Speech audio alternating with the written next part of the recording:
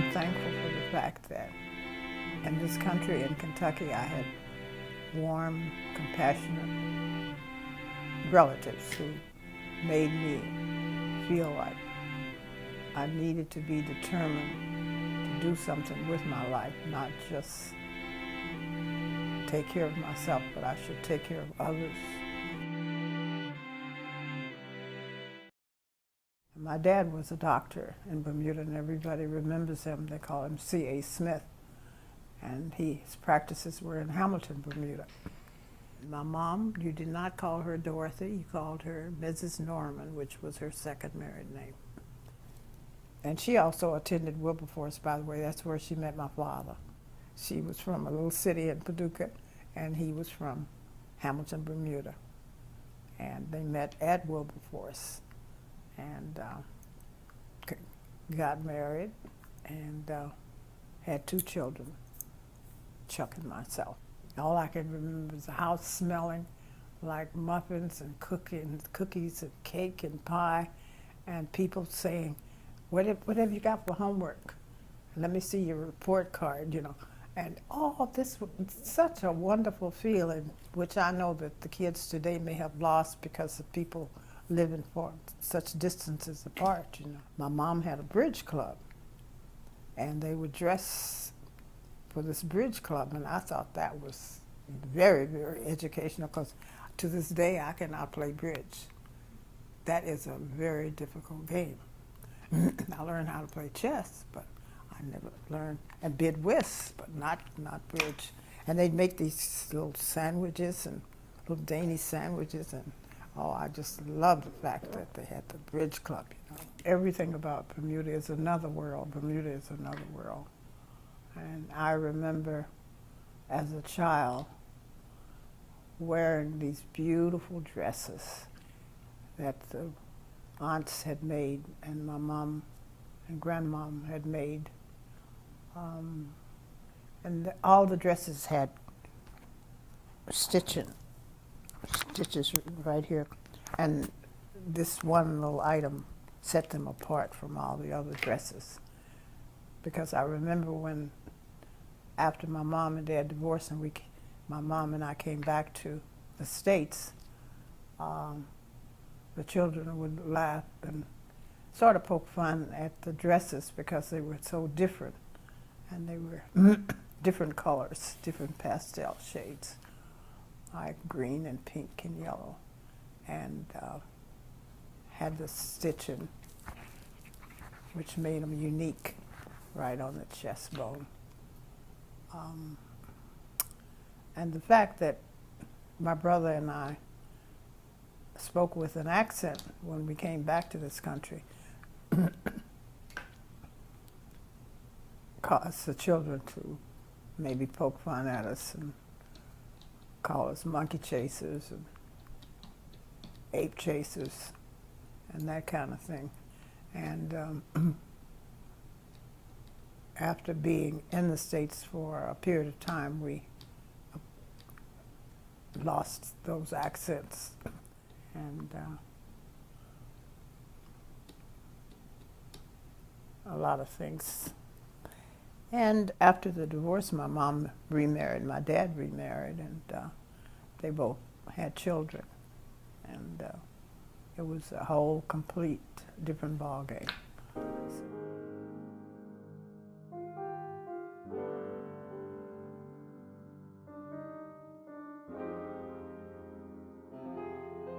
My husband was enlisted. And at that time, there was no fraternization between officers and enlisted personnel, which meant that he could not come to the BOQ, and I could not go to the enlisted men's quarters, nor could we socialize. We could not attend the movies together, attend any social event together because of his enlisted status. 2 officers could go together, but not an officer and an enlisted person. So what we did decide to do after we developed a relationship was to move off the base and get an apartment. And that worked out for both of us. My husband wanted to be a pilot, and he wound up as a radioman, working on the planes.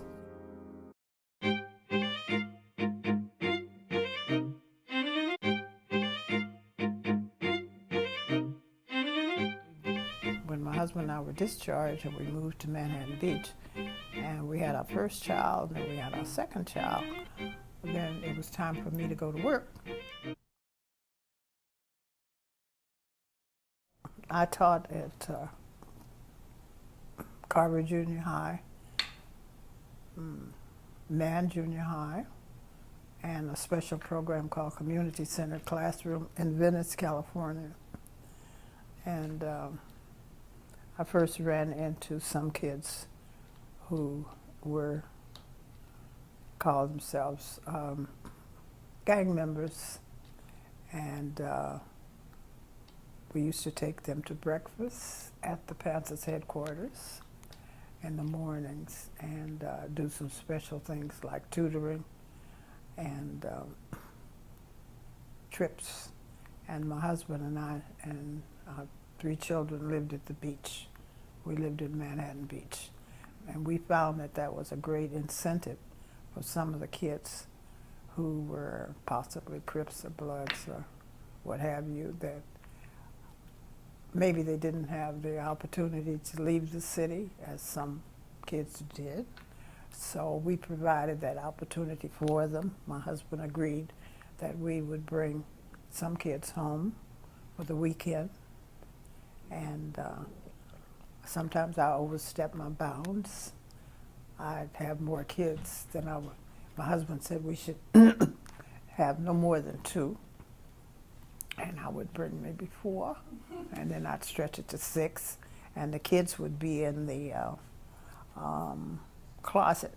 So my husband would go through the closet saying, "Where are they, Gwen? Well, I know they're here somewhere," and the kids would say, "Here we are, Mr. Bolden," because they would be waiting on the parking lot for me, you know, to go, because they could run on the beach, and we could cook in our kitchen and all sit together and talk. And we had animals.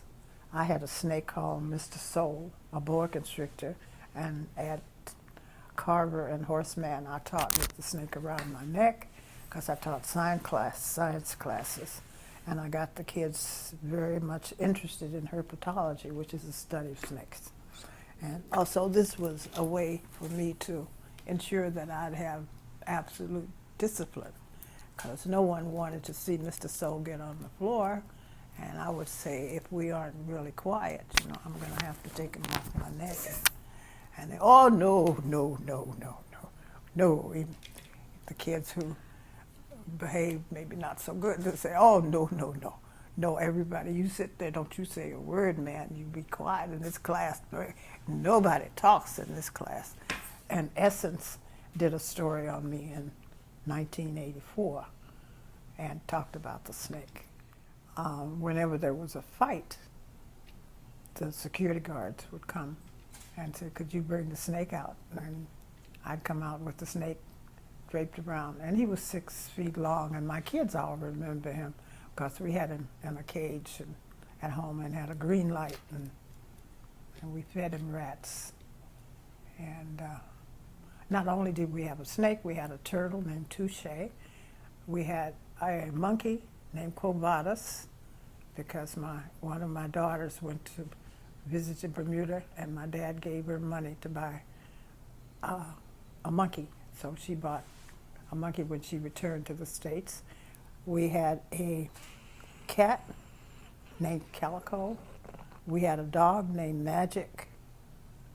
And we had a turtle named Touche. And the kids from the city loved to come to our house because they knew they could play with these animals, and they were going to have a wonderful weekend.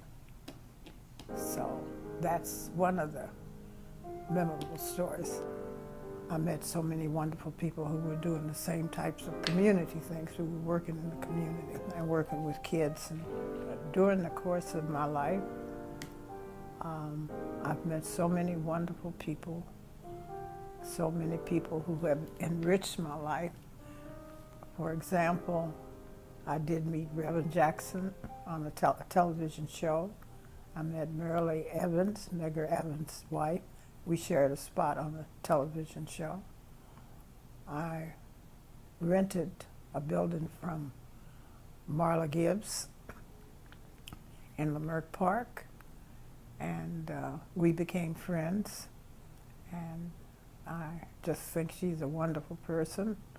I also met Betty Bridges through the foundation, and I'm getting ahead of myself because we did start the Gwen Bolden Youth Foundation, which existed for 30 years in Leimert Park. And we concentrated on tutoring and educational services for parents, counseling, and we received grants from federal, state, city, and county. Hi, I'm here with Marla Gibbs, and as you know, it's my mother's 88th birthday, and Miss Gibbs has graciously offered to say some words about my mother. Her and my mother have been friends for quite some time, so I'm going to turn it over to Miss Gibbs and let her say a few words. Thank you. Gwen Bolden and I are friends, although she's having her 88th, is it? 88th birthday. And I'm still 30. I still remember her. And that's a feat in itself. That's a miracle. So happy for you, Gwen, that you're having this wonderful birthday party. I wish I could be there with you. I'm sure there's some people there that I would love to see again, too. I understand Betty Bridges is going to be there, who's also a friend of ours. And so happy that we met at the Vision Complex and that you were a part of that with the Stentorians. And I'm happy that you have such a wonderful daughter in Yvette like I do in Angela. Our daughters have become our mothers now.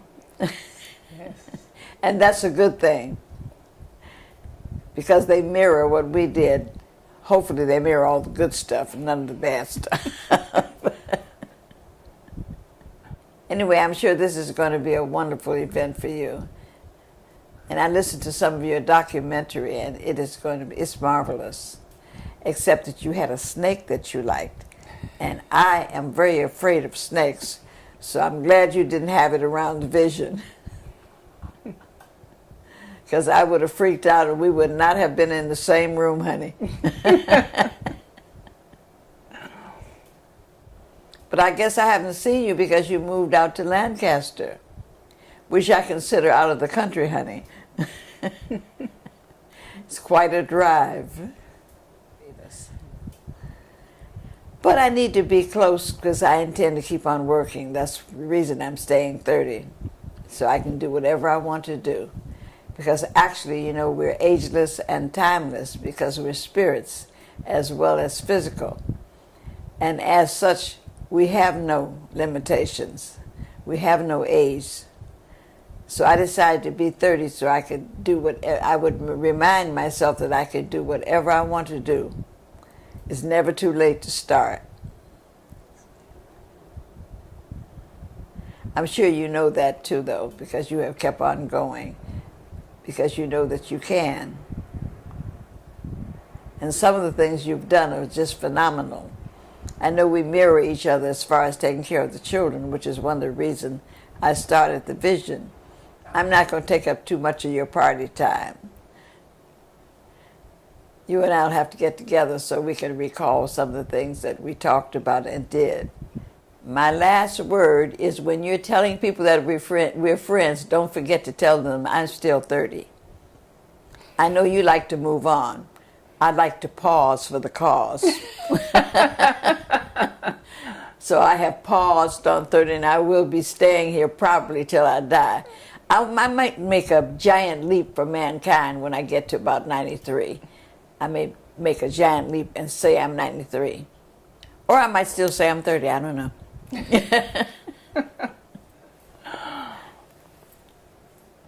Well, once again, thank you.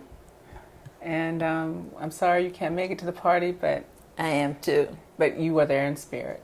I am there in spirit. And we thank you. But have a wonderful, wonderful birthday party, Gwen. You deserve it. Thank you, Miss Gibbs. Well, You're welcome, Yvette. that's it. And I really appreciate you giving us this time and inviting us into your home. Oh, you're It's welcome. been wonderful meeting you. Thank you so Thank much. you. Same here. Thank you. I will always remember Todd Bridges for coming to the Stentorian Center where we had one of our first tutorial programs in LA. Driving up in a limousine unannounced with t-shirts for the kids. And this was a wonderful time. I will never forget him. I'll never forget young Todd Bridges.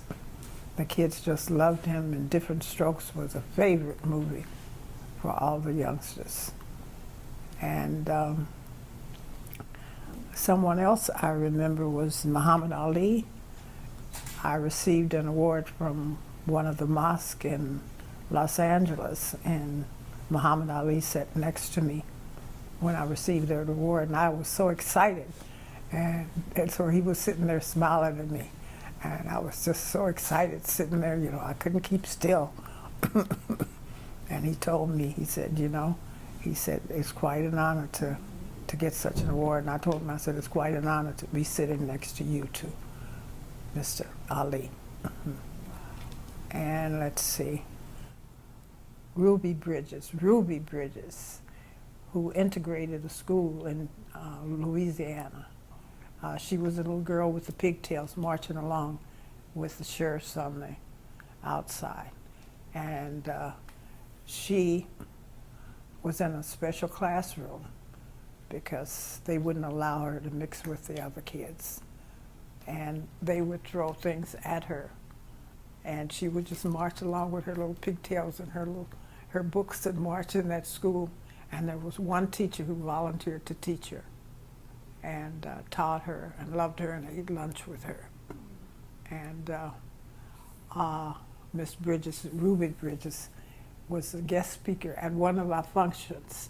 And Yvette, my daughter, might remember because we bought her a book, the Ruby Bridges book, where she told about the days when she was a small child and the many challenges she had.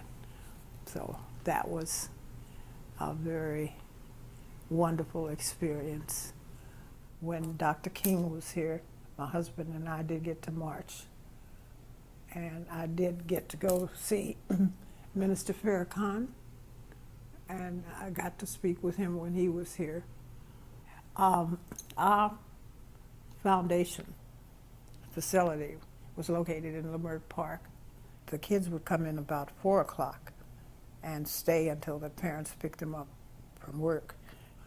But parents were coming in to pick their kids up a little later, and they were complaining that they were smoking blunts in the parking lot. And I didn't even know what a blunt was, because I hadn't been exposed to that particular terminology. So I knew what weed, you know, and everything, you know, but no, I hadn't had the experience of knowing about a blunt. So anyway, what I decided to do was to take a couple of parents and speak to whoever was in charge. And then when we went back there, we saw this huge trailer with Mac 10 on it, and I didn't know who Mac 10 was. So that went out the window. So I did ask to speak to the person in charge, and that was Mac 10. So the security guard brought him to me, and we talked, and I told him that some of the parents were complaining. I told him about the foundation, that this was a place where kids were trying to improve their grades and their attitudes so that they could get a good job and be competent and determined and self-fulfilled and all those good things after they grew up. And we certainly didn't want them, you know, smelling blunts and, you know, and didn't want the parents complaining. So anyway, he assured me that he would take care of it, and he did call a security guard and told security there was to be no more smoking blunts in that parking lot. The next thing I knew, the kids were screaming, "Mac 10, Mac 10. Mac 10. Now that was on the trailer. Who is Mac 10? Okay, well, I have to find out who Mac 10 is. And Mac 10. So anyway, he walks in and he has all these T-shirts, and he asked my permission to pass out the T-shirts to the kids, and by that time they're just screaming his name, you know. And I found out that T-Boss, that was her husband, and she was also in the trailer with a baby. And I didn't get to see her, but I did get to shake Mac 10's hand, and he assured me that he was sorry about the blunts and it wouldn't happen again. And I thought that was a happy, happy ending. And parents were just thrilled to death. Thrilled. Mary Ellen Shackleton. And I've been looking for her, but I don't know her married name. She also married a lieutenant in the Navy, so I can't find her. But anyway, to make a long story short, we were at a dance, I think in Kenosha, Wisconsin, and she ran out of face powder, and she wanted to use mine. So she said, "Gwen, have you got face powder?" "Yeah." She said, "Well, I need some because I ran out." So we go to the ladies' room, and I give her my face powder, and she puts it on. "What in the world?" she said. "This face powder is brown." I said, "So am I." She said, "I never knew." "What? What?"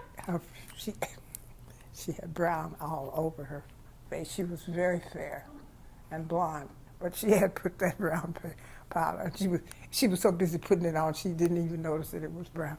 So that was really a memorable day. Mm-hmm. She was like, "Oh, no." Anyway, I did. I tried to call Quincy, Illinois, the Chamber of Commerce, to try to find her, and I had to use her maiden name, and the only thing I could say was that she was a lieutenant in the Navy, and we were stationed at Commandant 9th Naval District, and we lived in BOQ at Great Lakes. And they said they had lots of Shackletons in Quincy. So anyway, I tried to find some that would be around my age. And I called this lady, and she said, "I don't know who you are, and I don't know what the hell you're talking about." And hung up on me. So I thought that ended my trying to find Mary Ellen. So, you know, over the span, because, you know, I'll be 88 in September the 27th, I've met so many people. And so many people have enriched my lives and made me feel like I wanted to be productive, and I wanted to share some memories, and I wanted to help kids, and I wanted to do something. And I hope along the way, you know, I've done that. Mm-hmm.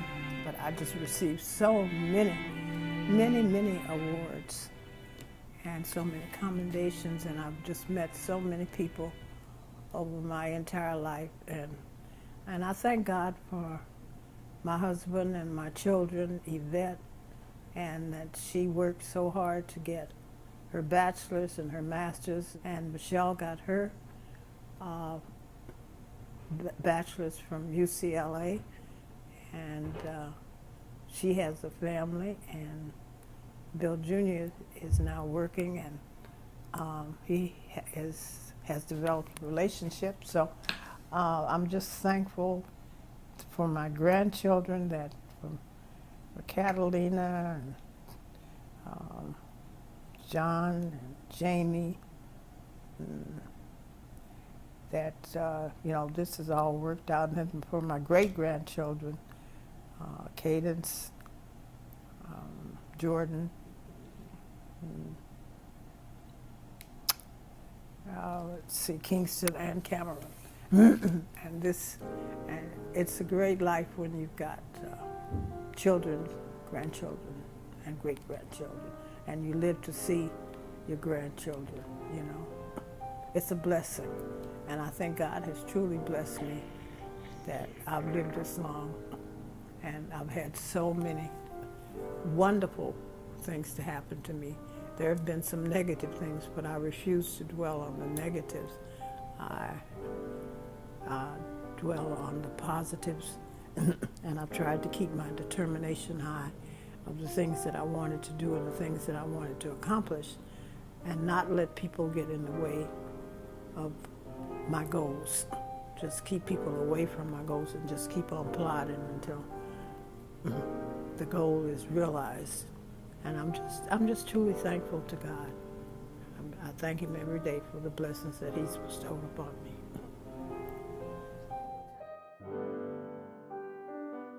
Of course, money would be a great thing.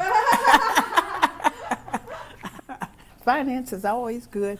I'd like the windows of the finance to open up, you know. But, you know, when I had money, or when I received money, I've always taken care of my children. I always saw that they had what they needed. When they came to me to ask me for something, I was always there, and always gracious and giving. And I told them when I die, there won't be anything left. So just good wishes. Just say, Mom gave at the office, and Grandma gave at the office, Baba gave at the office, and that's it. And where did you get the name Baba from? My grandson, John, could not say grandmother. So grandmother came out Baba. And I understand that Baba is an African term for father. So Baba means father. So that's what everybody calls me, is Baba. So that means I'm a father. That's what everybody calls me. Preserve yourself. Yeah. Do the right thing. Yeah. Celebrate your God. Celebrate yourself. Never, ever give up on yourself. And never, ever thinking you're not that much. You are that much. You are that bag and potato chips and more. Never give up on yourself. And never let people define who you are. You define who you are. And keep that determination going. If you want to be a doctor, then you lay out a map. Lay out some rules for yourself, some goals for yourself. And if you need help along the way, help is usually available. You just have to find it. And above all, keep God. And He's first. Yeah. Yep. That's it. That's a wrap. Oh, happy birthday to you. Happy birthday to you. To you. Happy birthday, dear Gwen. Happy birthday to you. Happy birthday to ya. Happy birthday to ya. Happy birthday.